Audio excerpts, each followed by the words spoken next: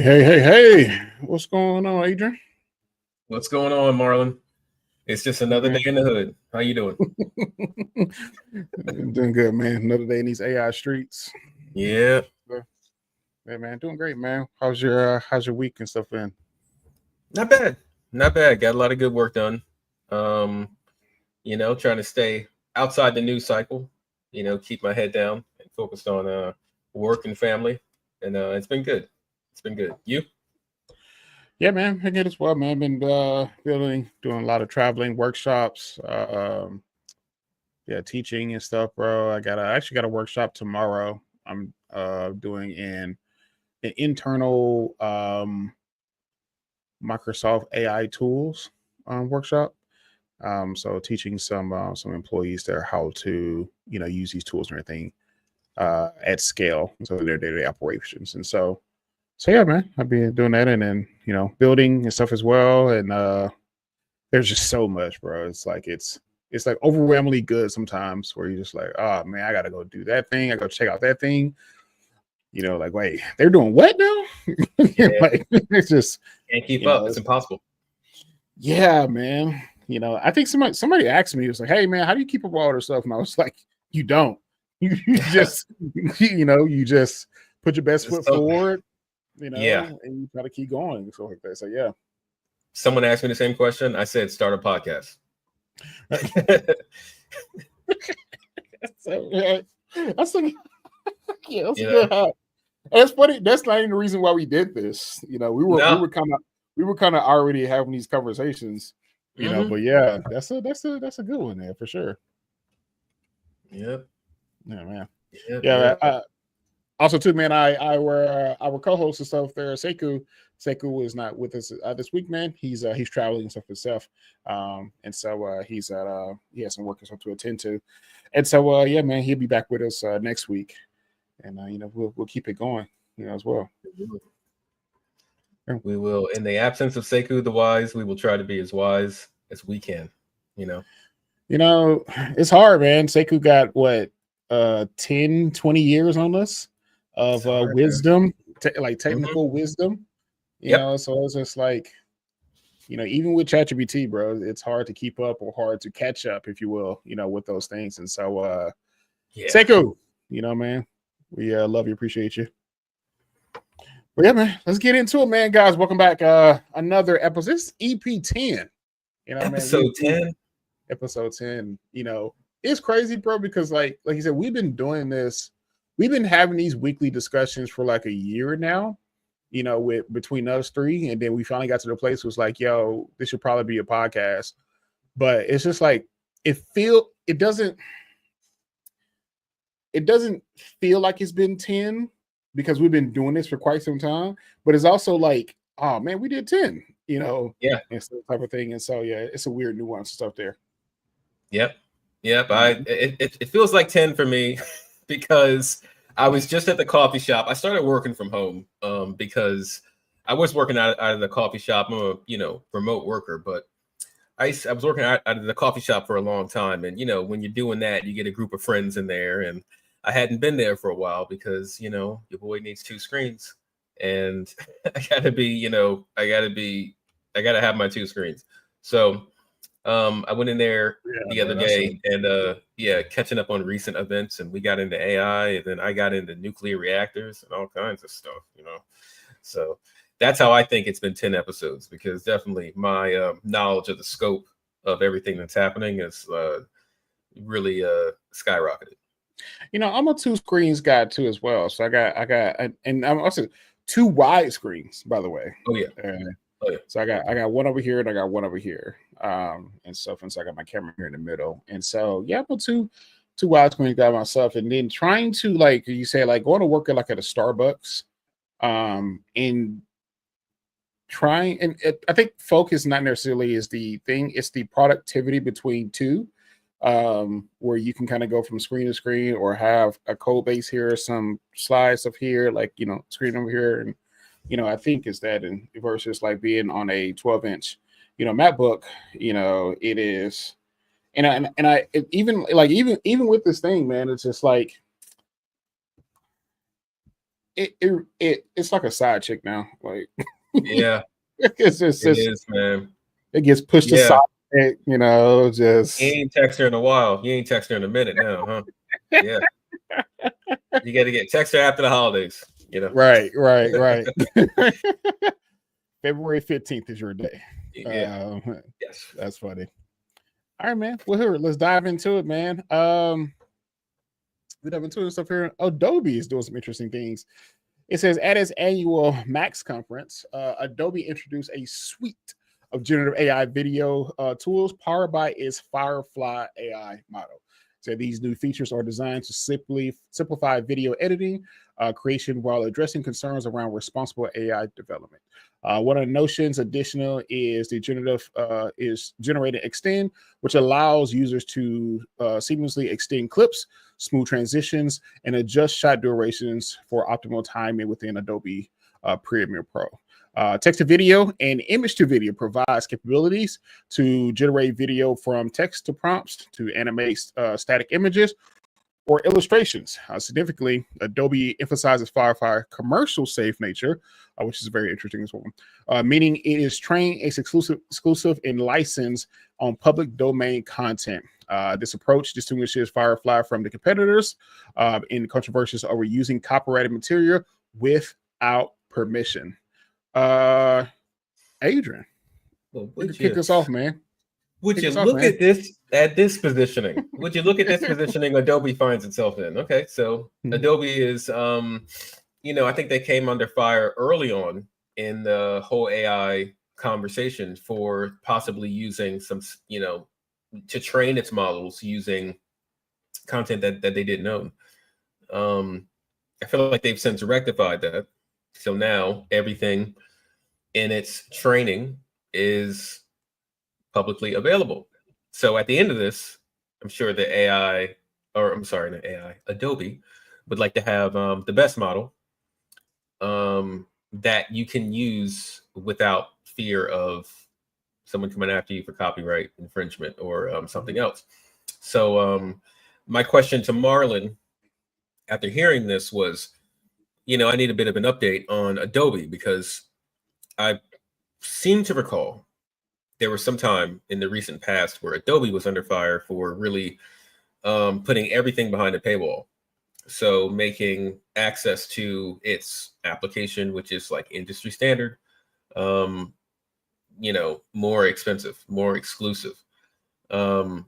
Will something like this pull or, increase Adobe share?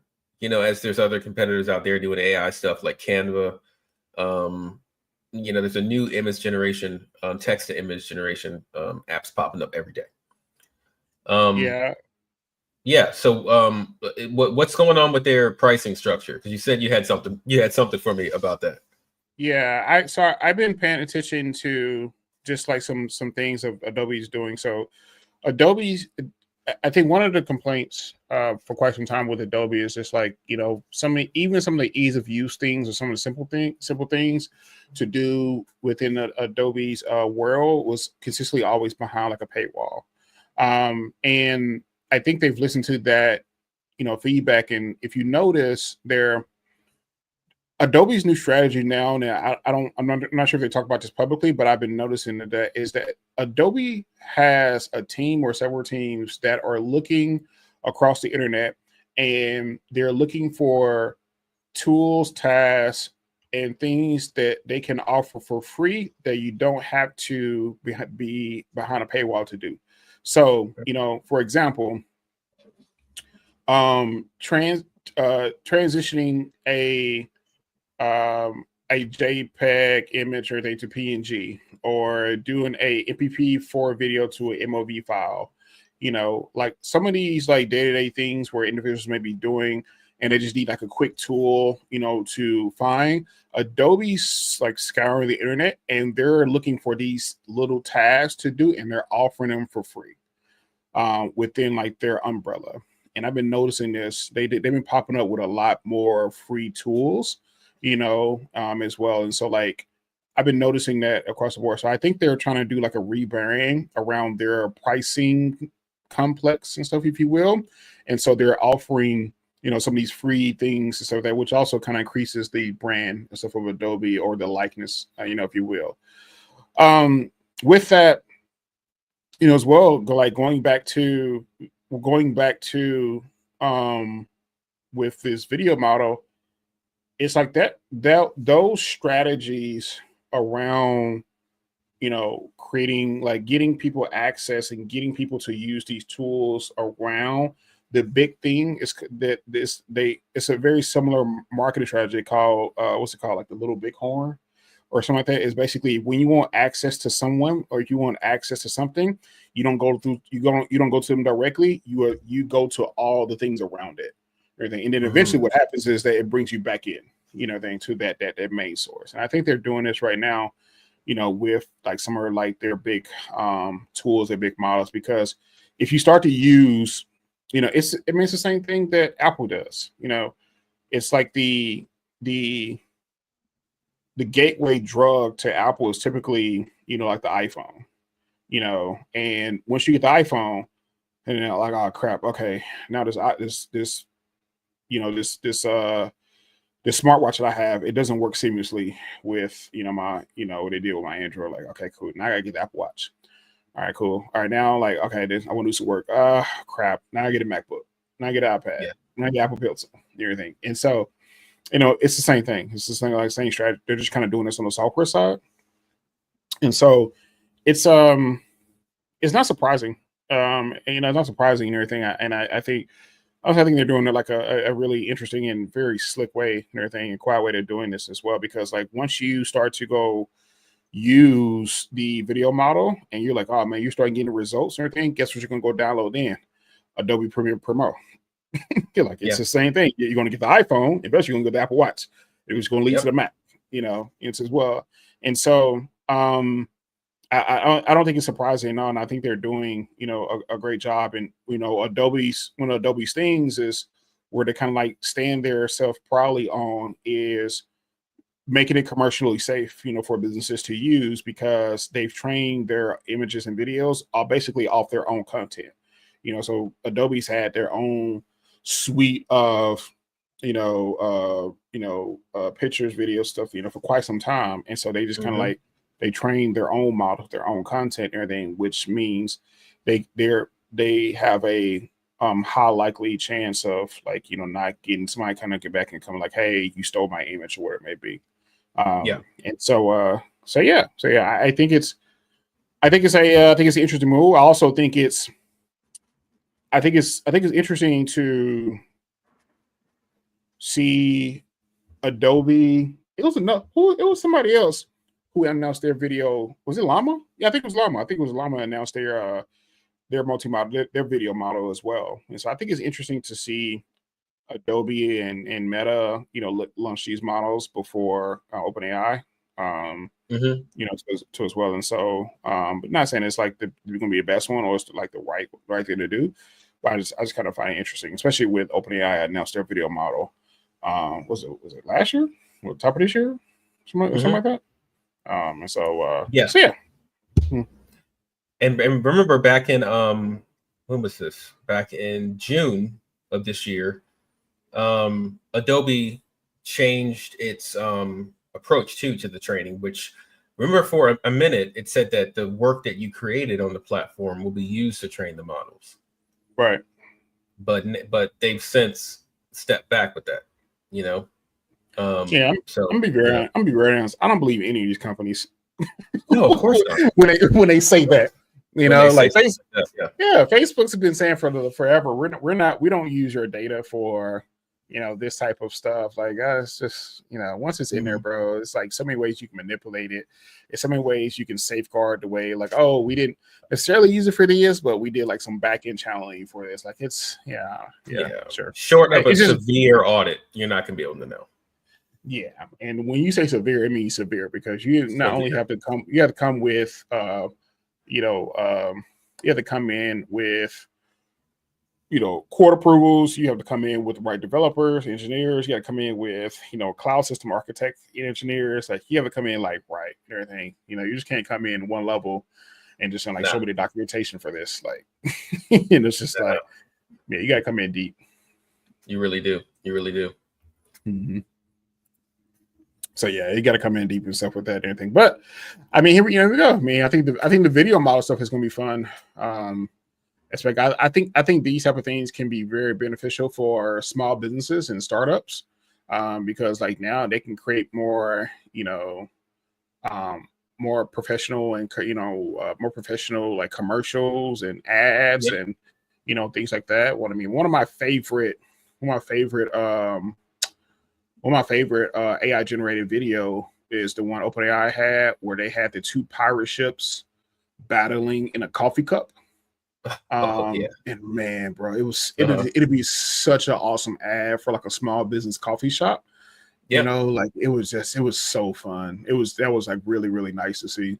And it looked real and stuff as well. And so yeah, I think these type of things, man, can definitely be quite the tool for the small business and startup communities.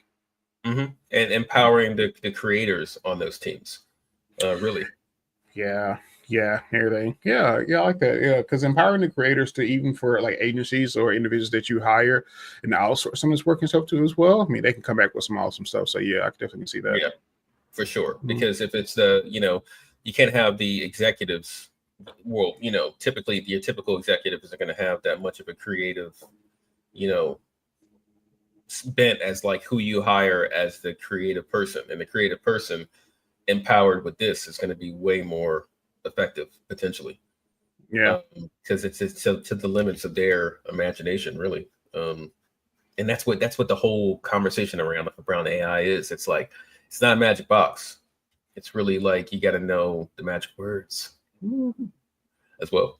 So yeah. And it's I've said consistently, a good part of my mission now on like these workshops I do is to decrease fear and increase creativity. Around AI.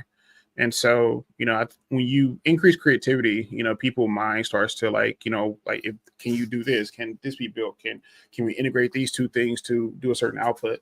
And typically the answer is yes. yeah, You just kind of got to figure out, and stuff like how to put it together. And so, yeah, it's been amazing for me to like see some of people, where people minds go when they really understand the capability of these tools. Like the one we talked about last week with the American Folklore Society, and hearing that majority of African languages are not embedded in any type of models, and and then some of those languages don't even have characters to it because it was necessarily no reasons to write them down. People were just speaking them, and that's amazing to me, and stuff. And yeah, so those type of like, how do you start to build those type of solutions? How do you start to think about how to incorporate African languages, dialects, it's around for that continent. And so being able to build a voice model that gives individuals, communities, the ability to communicate from one continent to another, in a yep, live stream, in a podcast, and like whatever it may be. Like, man, you're starting to now open up a new part of the world, and access to other human beings that's going to have an increase of everything, and stuff. And yeah, so it's just that was such a reward to hear, to see, and to experience that. There's still parts of the world where even large companies like Google and OpenAI hasn't tapped into. yeah, Mhm. yeah, for sure. And I'm sure that those people too, because I can see it going into the like really the ownership and the access at some point. And I wonder if the preservation, because that's what we're talking about, I think a Yeah, little bit in the conversation, the yeah, preservation, you know, who's the holder of that, right now, that official like preservation of this verbal language. It could get, kind of tricky like later on, when it comes to that. Who knows though? hold on, let me think if I want to say this.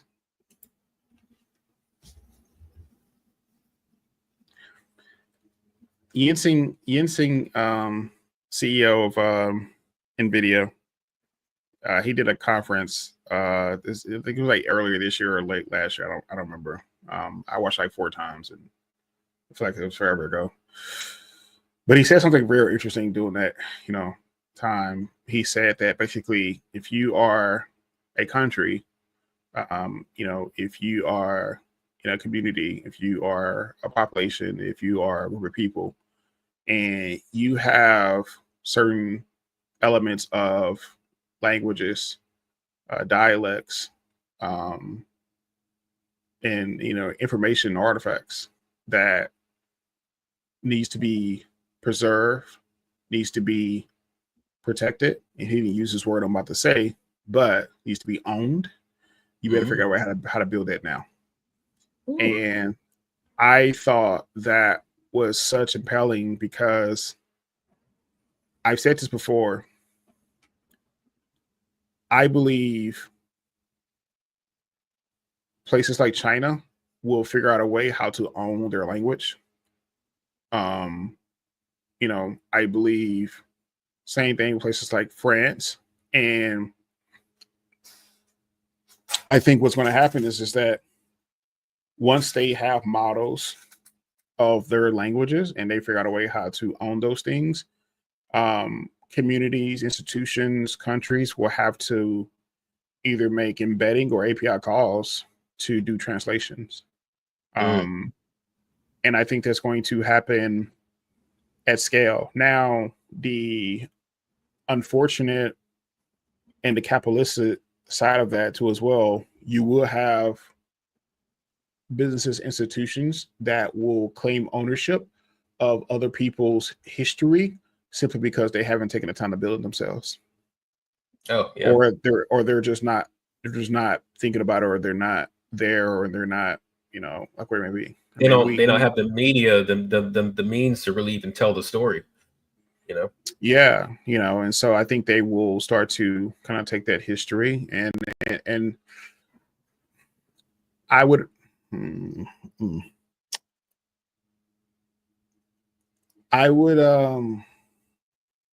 I gotta be careful. Can we get sued as a podcast?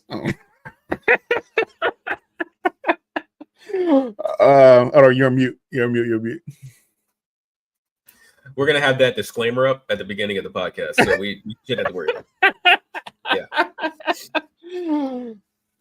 Okay, let me put it like this.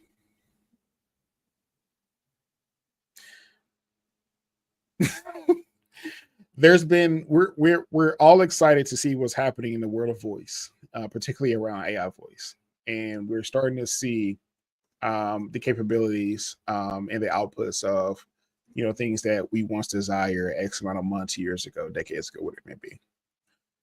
And also too, we're also starting to see how well it's becoming to mimic and analyze and characterize languages, including dialects, which can be difficult, some times. And so, we also participated in, having, Jamaican patois as an exit to, one of our podcasts as well. But again, that's being outputted by a large institution where no matter how you want to put it, at this current moment, once they train that region of their AI voice model, they own that. And they also, it's documented that, that institution also to train individuals from the community to come in and talk and speak and, talk and speak and everything, to train those models, as well. And so there's nothing, I don't want to say there's nothing wrong with that, but again, we live in a capitalistic society. And I think there can be a back end unexpected, what do you mean you own this now type of, information backlash. Yeah. We saw the same thing happen with Facebook. Yep. People have been trying to get their data back from Facebook for how many years? Yeah, good luck. That's never happening. Yeah, and so You ain't getting they that. own that data, and then they sell it back to you, to as Yeah. well. And so I'll Yeah. stop there. I mean, While we say- I remember I remember when MySpace went away. And actually, it was an article I read recently, or maybe it was a Reddit comment where someone was like, they still miss all their images they had on their MySpace. Like they lost them, like they're just gone now, and there's no way to get them back. And that's sad. I thought MySpace was still up. I think it was like a music platform or something now. Yeah, it's still up, but whatever redo that they did, a lot of people lost stuff. Yeah. Oh yeah.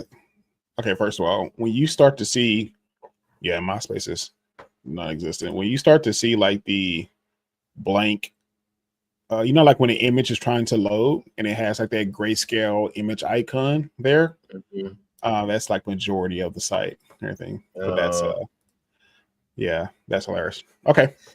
Yeah. But yeah, so as exciting as all these things is, man, it's just like I don't know, man. Just like we still live in a capitalistic society, no matter what. People are looking to get their share, their ownership, their own, their piece of the pie.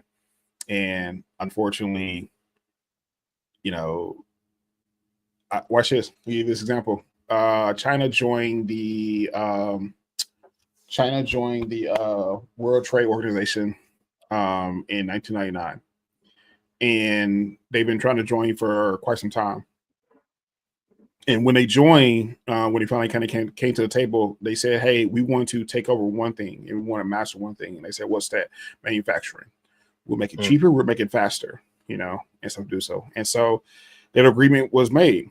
And a lot of people don't remember that China bankrupted some countries. Bankrupted, some countries because they took all those jobs, they took all those opportunities, they took all those, they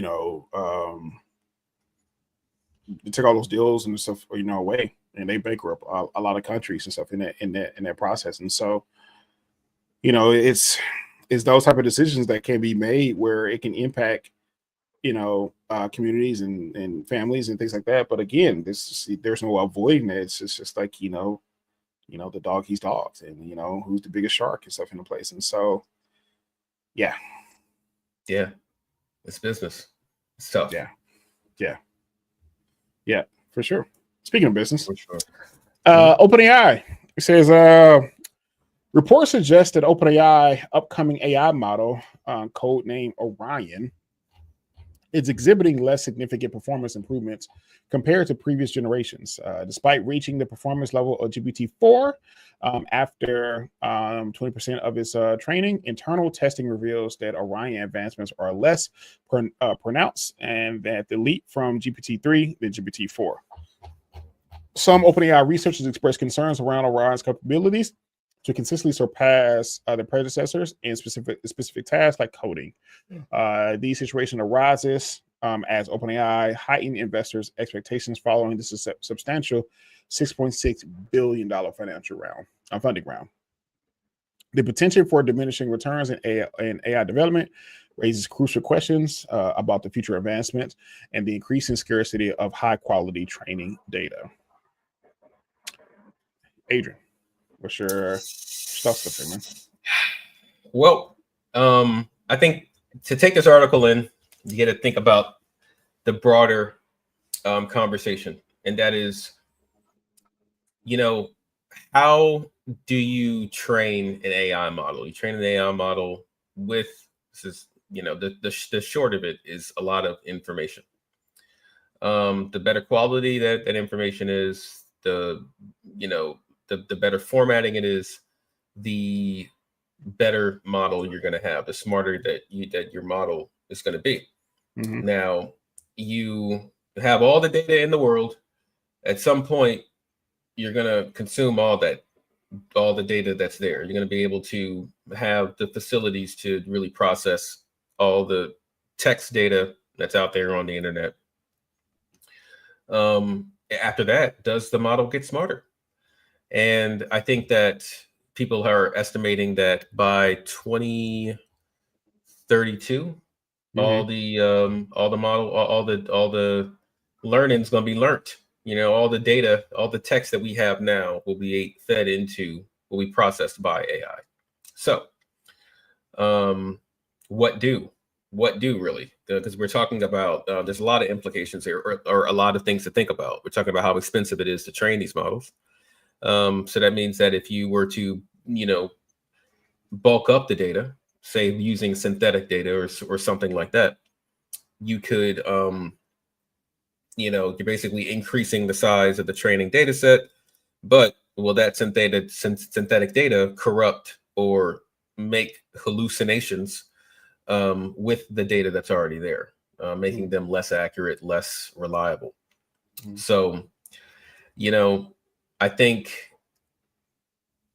it's going to be the conversation that we've been having around tooling. That's going to really take AI to the next level. And we're talking specifically about the tools that are going to incorporate AI to create products, and to make integrations easier. So I think that they need to think about an acquisition. They need to be looking around, thinking about, better ways to train data. OpenAI has already mentioned that they are looking at new, better ways to train their models. Because without that, I don't see them being competitive, especially with Llama on their heels. Every time they come out with something new, Llama's releasing the, RC Cola version of the AI model, so it's not that far off. At some point, consumers are going to be like, well, I can get this for free. That's if you don't, really take this time to be really strategic in the way that you're going to take these GPT models to the next level. I have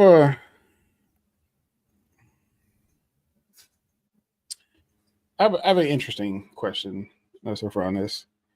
Is as these models are being built, trained, and as we're ingesting, more data or retraining of the data, like Meta has done with Llama, here's my question: like, what are we trying to reach? Like, what's the goal? AGI. Even that. I mean, you have people who can't agree with AGI is. And so like, what's the goal? Who's to say like what we've done is enough, and then from there you build, RAG applications, and stuff on top of it, and everything. So I think a comparison in my head of this is just like, was with the Wright brothers. And so when the Wright brothers built the airplane, like, how did you determine the optimal speed of the plane? So like this is human beings too as well. You've already built something that we've never seen before, and it benefits you to something that is like it's never been benefit you before. But then you start getting either investors, consumers, people complain that yes, I know I can get from my destination from point A to B, 80% faster, but why can't it go faster? So with the plane example, it's like, okay, I'm getting from Chicago to New York in 4 hours compared to a 15-hour drive, but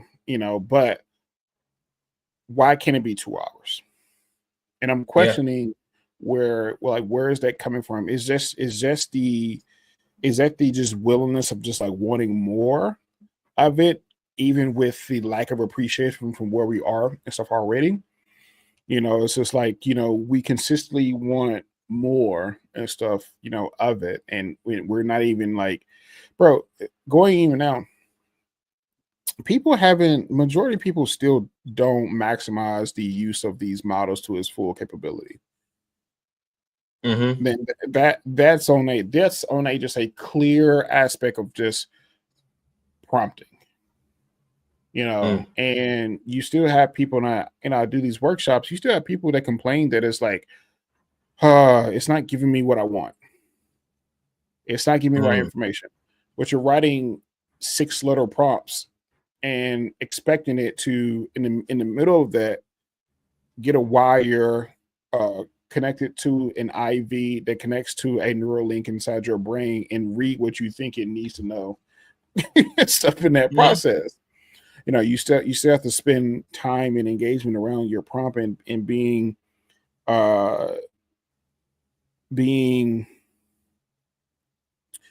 direct, precise, and train of work as well, and giving them examples, and keep building on top of the prompt and everything, because it's a guessing tool, it's a predicting tool, it's not a mind reader, and stuff from that.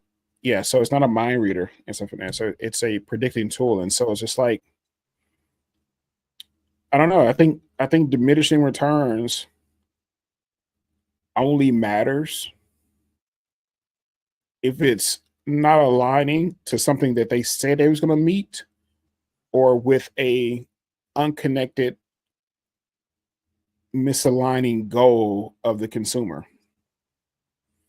Because like right now, if there's no more development with OpenAI and we stop at GPT-4 Omni, just right now, bro, this is still amazing.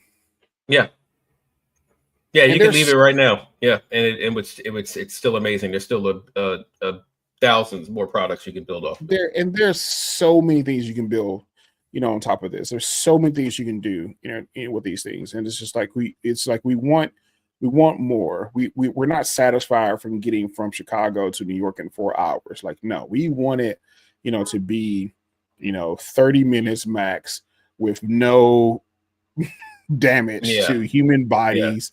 And that should be the goal. And until then, I'm not satisfied. And then if we do reach to 30 minutes, like, okay, why can't it be 10? Okay, now why can I transport, my body and my things? It's just like, I don't know, man. It's like we didn't have access to these tools, these things, what 2.5 years ago. And now we're already talking about that it's not good and it's not doing enough, when most of you couldn't even imagine that we'll be here, at this place and stuff now.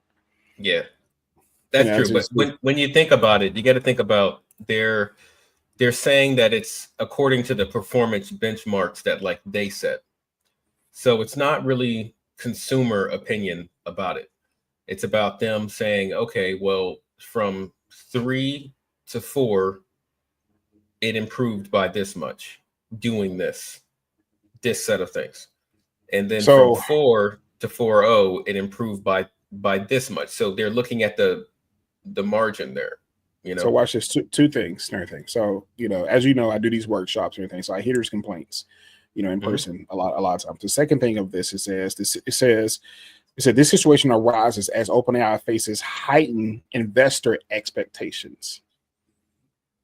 Investor expectations and everything. So investors are putting I'm not gonna say unnecessary expectations or anything, but they're putting expectations and stuff on this, that it should be, bigger, faster, things like that. But again, that's the deal. It's the deal for the investment. I'm gonna make it be this. I'm gonna make it do that. Again, though, like, man, I do understand that you just put in $6.6 billion, into this round. I get that. But again, though, if you do no more iterations and you simply allow enterprise consumers and everything to build on top of this, yes, it may take some time, but it's still a significant, advancement, and stuff like that. So it's just like, it's still and again, like I said, I've heard the consumer complain about this, and now you were having, investors say like, hey, we want it to be, better, build, bigger, faster, stronger, like how you want to put it. And it's just like, and also too, And also too, here's a Mhm. how can I say this? The nerve of individuals, companies, to say we want this to be bigger, faster, when the big boys investors in this, you've always had the resources to build some type of thing. You just didn't do it. Couldn't do it. And now the fact that we've done it, or the fact that they've done it, whatever, and then now you want to tell us that like, no, it should be more, it should be doing this and things like that. And it's like, bro, like, no. When you look Maybe, at maybe it's my look at the technical ego. landscape. Well, I'm just saying, look at the landscape. The investors may not think that their money's safe, because if you say, okay, say like hypothetically, it stops getting smarter at 4.0. Llama's going to keep getting smarter. The other models are going to keep getting smarter, because they're catching up. They're closing that gap. And this is where, as an investor, you may be, a little bit, get the cold sweats, because you're thinking, okay, in 10 years, or in 5 years, if this model is performing equally to the free and open source models that are out there, then the only thing that we have to rely on, as far as or one of the things, the major thing to me that we have to rely on as far as our investment in this company paying off, is the tooling, is the product suite around this, and their user base, how much they're how much they're able to hold on to their users as these free and open source alternatives pop up. You know what I mean?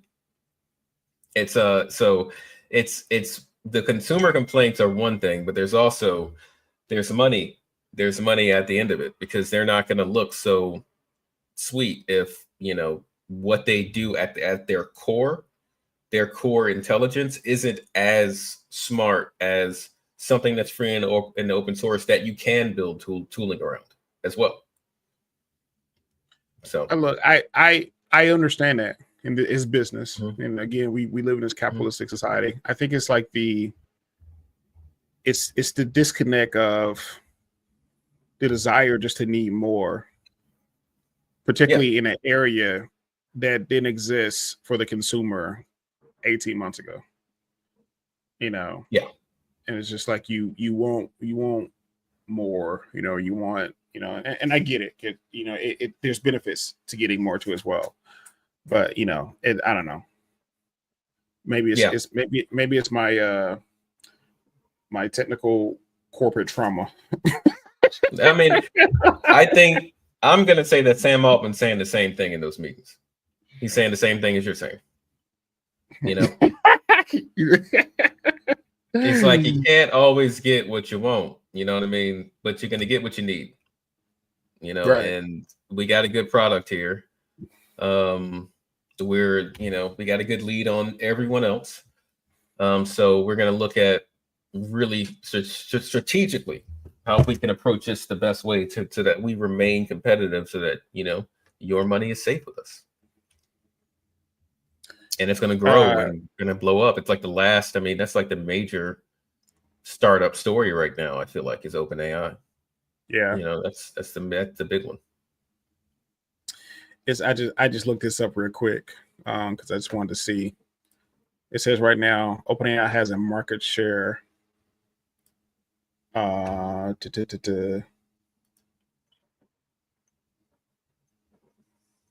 So it has a market share of like 79% when it comes to like Gen AI tools or Gen AI platforms. Yep. And so, but yeah.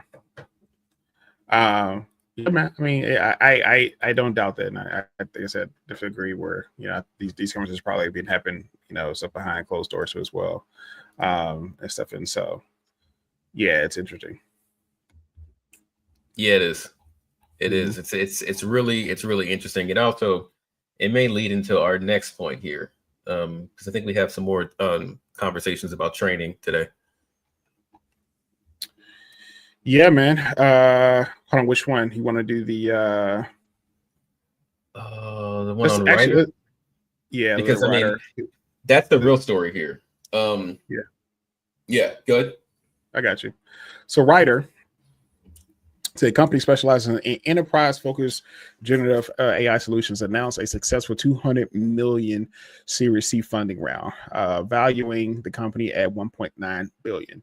The funding will be used to enhance Ryder's AI agent capabilities, which aims to automate intricate workflows across teams and systems. It said this investment underscores Ryder's commitment to build secure, reliable, and adaptive AI systems specifically designed for complexities of enterprise use cases.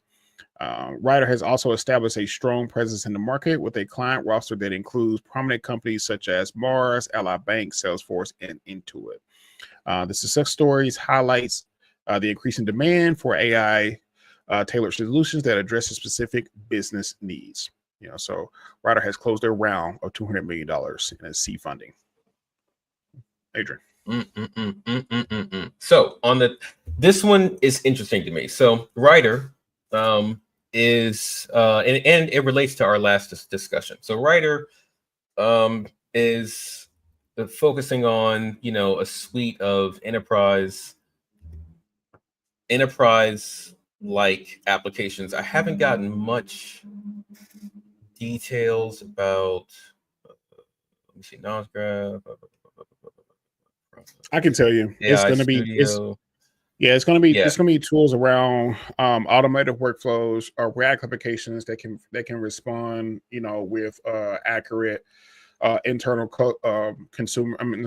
company data, the ability to put in unstructured and structured information to this. So anything from Excel files to PDFs to Notion documents or templates of where I want to put it.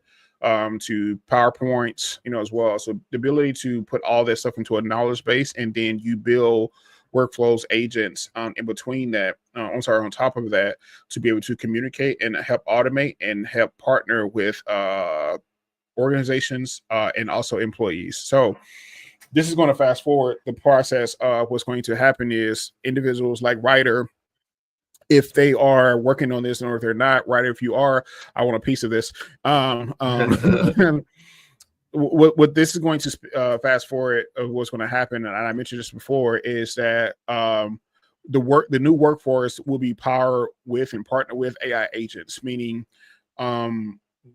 workers from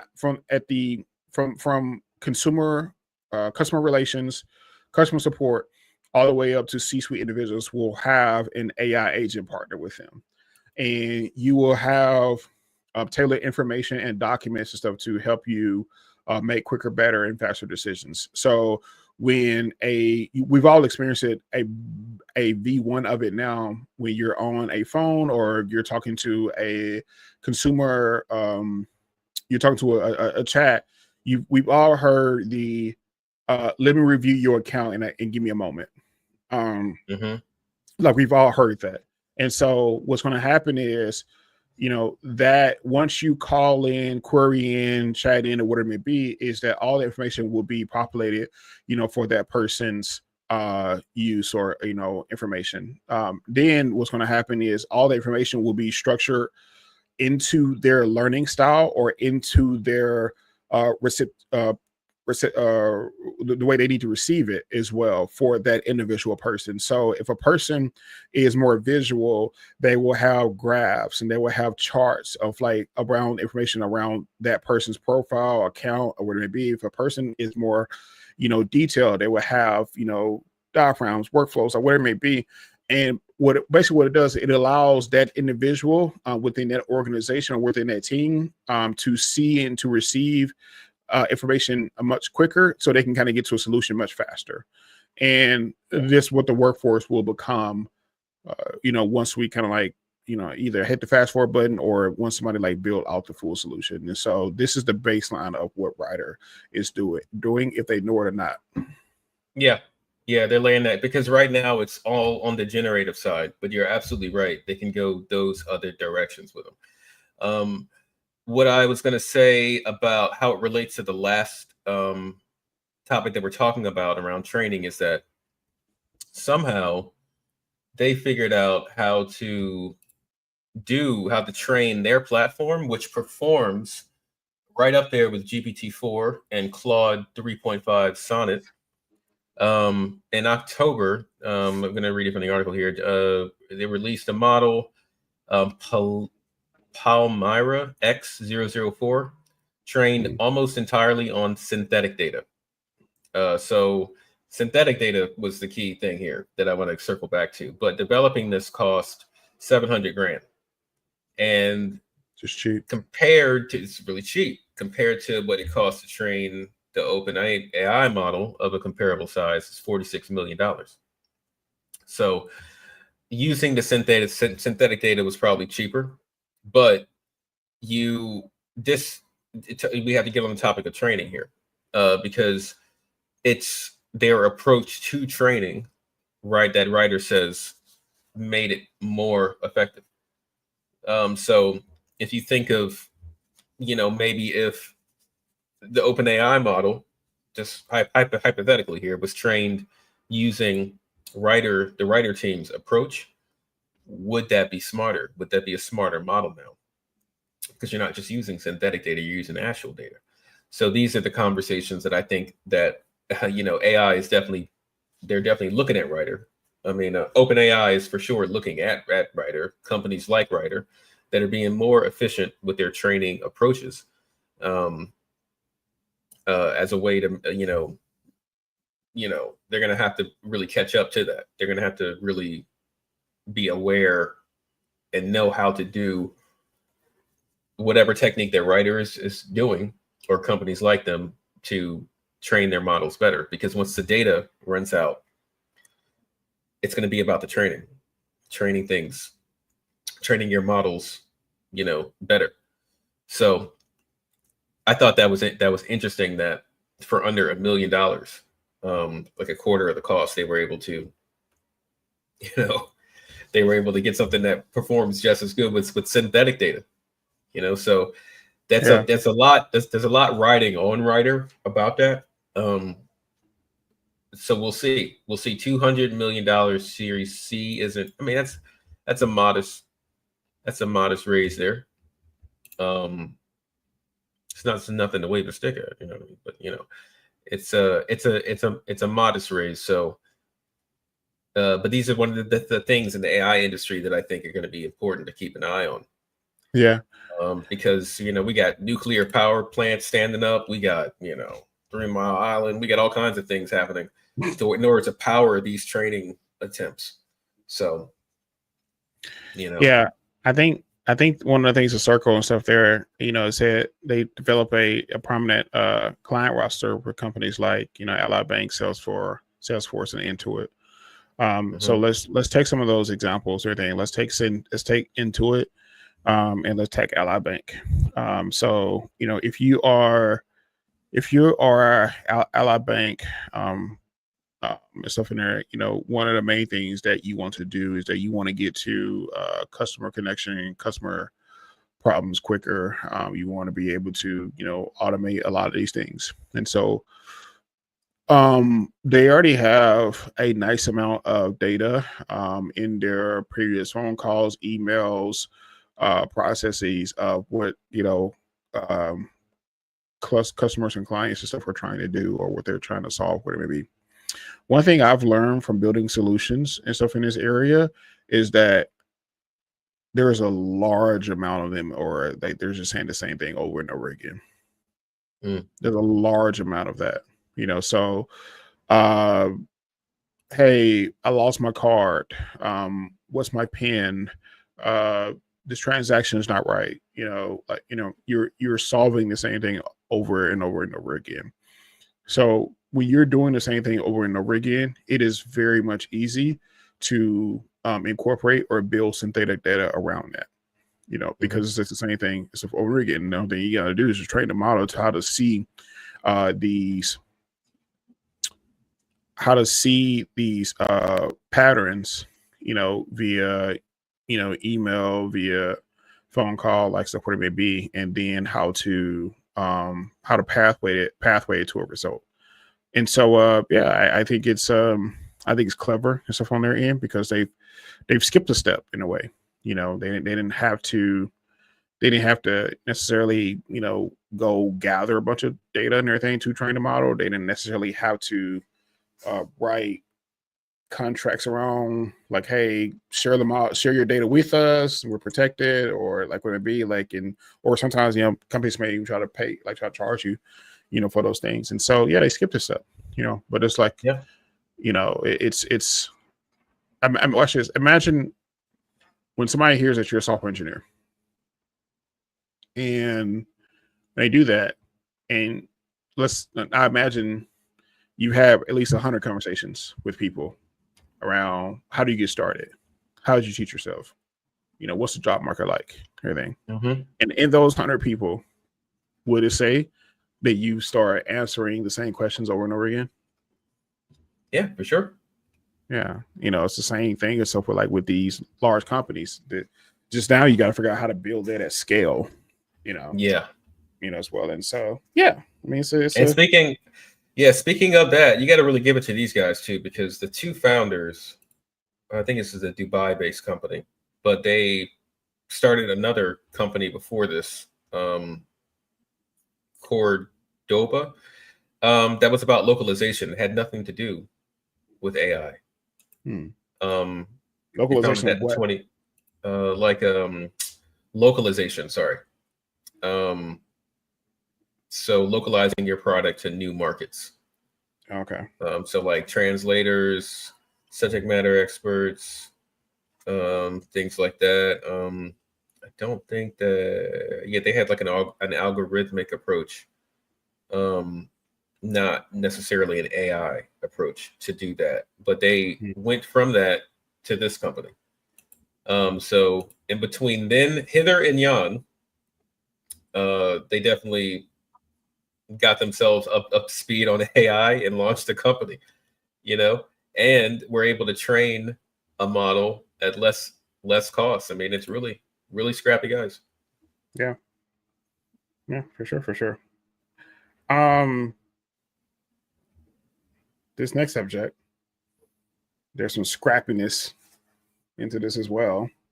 And this is a subject that is, in my opinion, is not happening enough.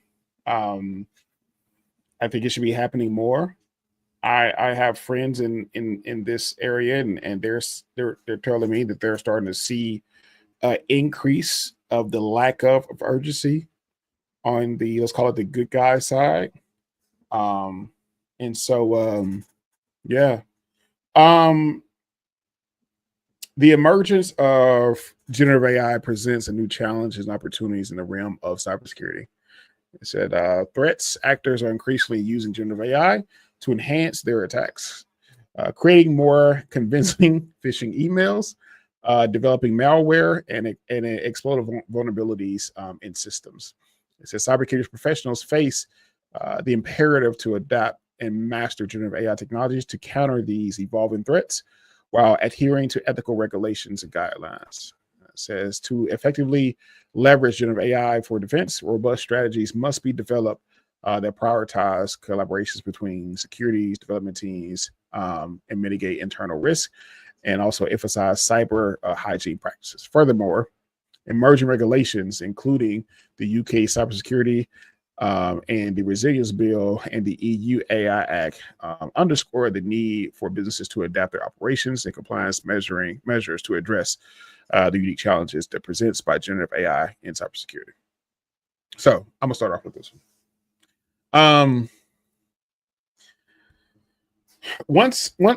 So I built my first AI product solution in 2000. What year is this for? So 2019, I think. Okay. Which is an AI grant writer on top of GPT-3. And once I hit compile, I think I was more surprised than anybody that it worked. And then after that, how well it worked. And so from there, my mind has been just racing of like, what can be done? How can you speed up, advance, build on top of, and with different solutions, different use cases. And I've been privileged to find so many different things that can be built around these things. And in the midst of that, once I start to understand the power of these things, one of my my mind definitely started to lean into the cyber world, um, and not necessarily the solutions, but how well attacks and phishing emails and all these things can be developed, using these tools. And so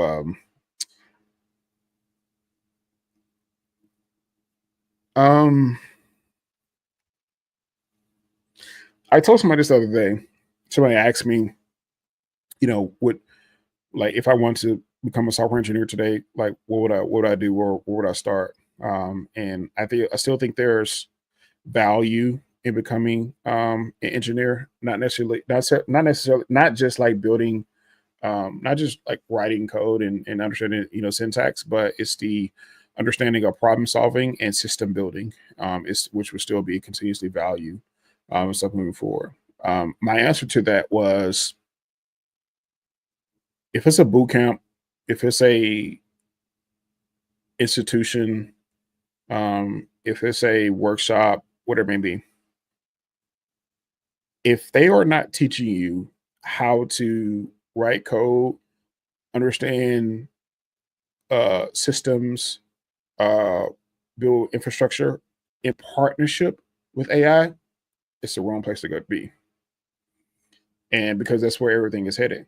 And with that, I've been watching the cybersecurity world, particularly around education, and I know there's one out there, but I haven't seen, at least me, not personally, I haven't seen one uh, institution or organization who has fully adopted and integrated the building with these and teaching and stuff with these tools, which is a problem, because now you're preparing students and workforce to get into an area where they're about to bring knives to a gunfight, and you're just not going to be properly prepared. You're not going to be properly trained, and you're going to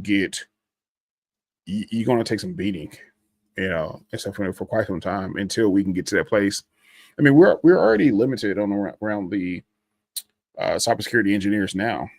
Now you're talking about beefing up the attacker side with superpowers, around these areas, and we're not doing nowhere near as a good of a job to prepare, the stuff that we have coming in to the workforce, or even like the current ones and stuff now. And so the backlash is that, unfortunately, we're going to feel that in some areas. And if it's not an individual standpoint, it's definitely going to be, organizations that impact us, companies that impact us, simply because, and to be honest, I'm not even sure what the answer is. I'm not sure if it's a, mandated thing by the government. I'm not sure, what the answer and stuff might be and stuff right now. I know what we can do. We can start having these conversations like this, to help, educate, the masses, why this is a must need thing. And also too, I don't want to skip over that there are countries and organizations who are having this at the, the forefront of their mind. So I'm not saying something that oh, we just know what to do and nobody else is doing it. I'm not putting that out there.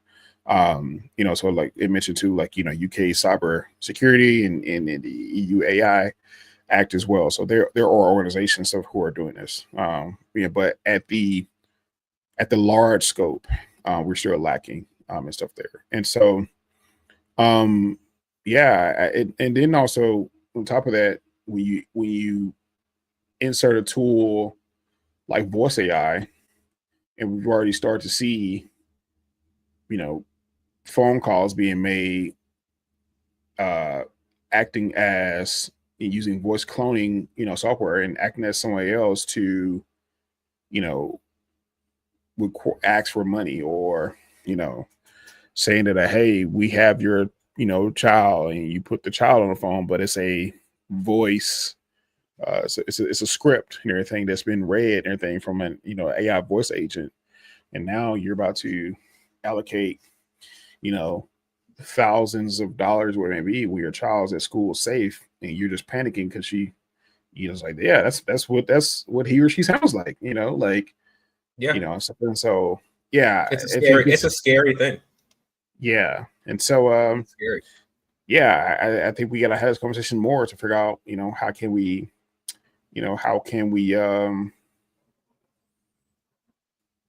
battle this this area, this landscape, of cybersecurity. To me, I feel like it's how you have to first define the scope of which where you're trying to look. I mean, reading about it and what the people have done, I feel like they're still defining that, like what is going to be the AI security framework that is going to need to be followed here. There's so much. I mean, one of my biggest disappointments from learning about computers before I even had a computer, just from what I've seen in media growing up, was that the hacking does not take place with like sunglasses on behind a keyboard. The hacking takes place with emails, with you know what I mean, phishing emails, with like social engineering, with this whole other side of it that I had never thought of, that had nothing to do with the ones and zeros, really. I mean, a lot of it does. Like, don't get me wrong, but we're talking about like massive data leaks, and we're talking about things like that, a lot of the time it's from social engineering. It's from receiving a malicious PDF. At this point, they can throw in image generation with that, some kind of a deep fake email in there to really authenticate. I mean, really have something looking really authentic and trustworthy. Yeah, and or human pattern recognition. So understanding that human beings are individuals or creatures of habit. One of the hacking things I realized the hackers was doing is, once they figure out that you have an account at certain businesses in certain places, and they know that they have limited or low security, they would go hack those places around theirs that you have that had limited low security, to get the passwords, to do probability of you using the same password at the place they actually want to get into. For sure. So, and this is, I'm not calling out anybody, but like, let's say for example, they go hack your PetSmart.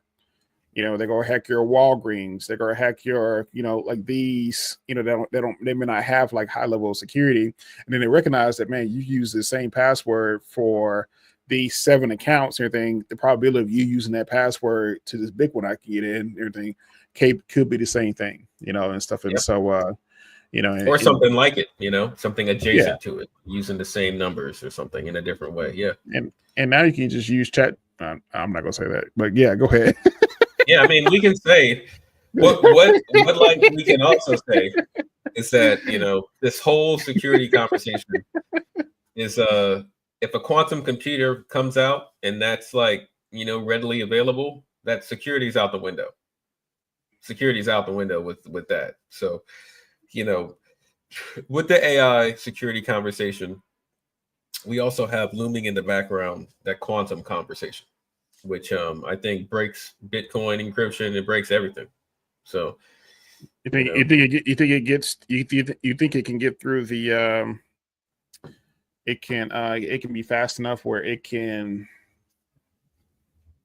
how's it work? You think you can get through where it's fast enough where it can mimic a blockchain, and then trick the computer of thinking that this is actual transaction or actual block that's not there, or that may be a replicate or something? That's what I heard. Because I think it's the SHA-256 encryption that I think is standard on the blockchains, and that the quantum computer breaks that. The military doesn't even use SHA-256 anymore. So that's definitely a concern. Maybe we should become cybersecurity engineers, because it's like we're about to be in business for a while. I know, right? Yeah. For real, man. Cybersecurity is like the war on drugs, man. It's like it's hard to you know, it's ongoing. It's ongoing. You know, just it also to be happy we're the good guys, because you know we could very much easily become Frank Lucas of cyber threats. Oh, for sure. For sure. We keep the white hat on, you know. We're only advocates. We would never have you doing anything illegal, for real. The Frank Lucas of cyber threats is hilarious. It's hilarious, man. Frank Lucas. That's another one of our shirts. That's gonna be there. Yep. Yeah. Just that's gonna be a shirt for real. Just be happy I'm not the Frank Lucas of cyber threats. Oh man. That's funny. What was our other shirt? What was the other one? Snitches get unplugged. Snitches get unplugged. Oh man. Yeah, we're gonna have that available already. That's hilarious. Yeah. Well, man, this has been a great EP, man. How'd you feel about it? It's been good. It's been good, man. Lots of good, lots of new news, lots of learnings coming up. So it's been good. It's been nice and steady in the AI world as we watch how everything develops in these times. Yeah, man. So for our viewers and for our listeners, man, definitely stay tuned.